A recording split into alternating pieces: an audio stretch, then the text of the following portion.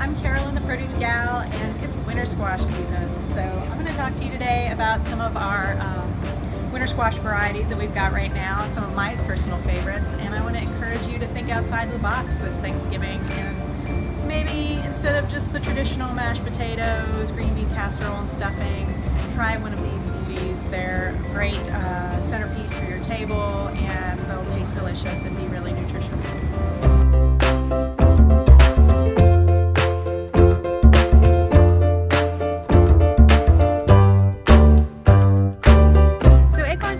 Are a variety that you might recognize. They're a pretty standard variety.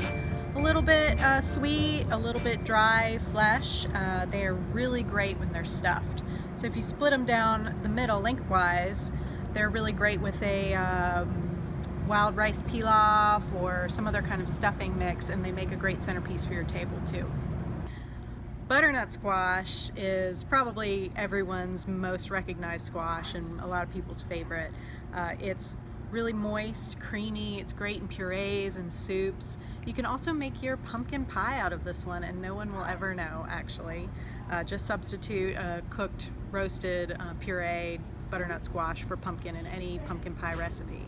It's also really great if you just peel the outside and cut it into cubes and roast it with a little bit of onion and maybe some garlic, and then at the end you could top it with a little shredded Gruyere cheese or Parmesan cheese, and it's just delicious.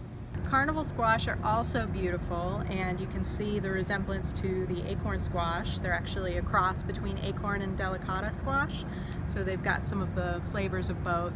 A little sweet, little nutty, little flavor of corn and sweet potato. These are also really great baked and stuffed and make a great centerpiece for your table.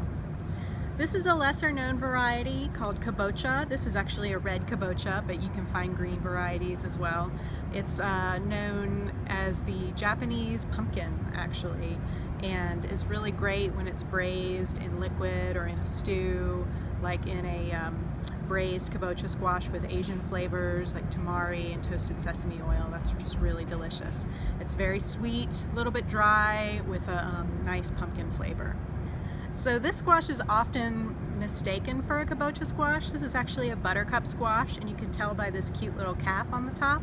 And this is one of my all-time favorites. It's very sweet flesh, a little bit dry, but it just soaks up the butter that much better. I like this just roasted, cut in half or cut into wedges, scoop the seeds out, roast it face down in a little bit of water at 350 in the oven until it gets tender, and just put a little butter on it and enjoy. So spaghetti squash is kind of making a comeback with the whole gluten-free diet and people trying to cut down on their carbohydrates, and with really good reason. This is an awesome pasta substitute. This is a spaghetti squash.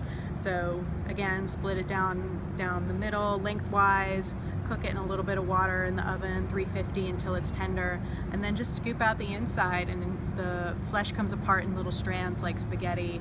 You could top it with a marinara, you could bake it in a casserole. You can do almost anything you can do with pasta with a spaghetti squash, and it's so much more nutritious.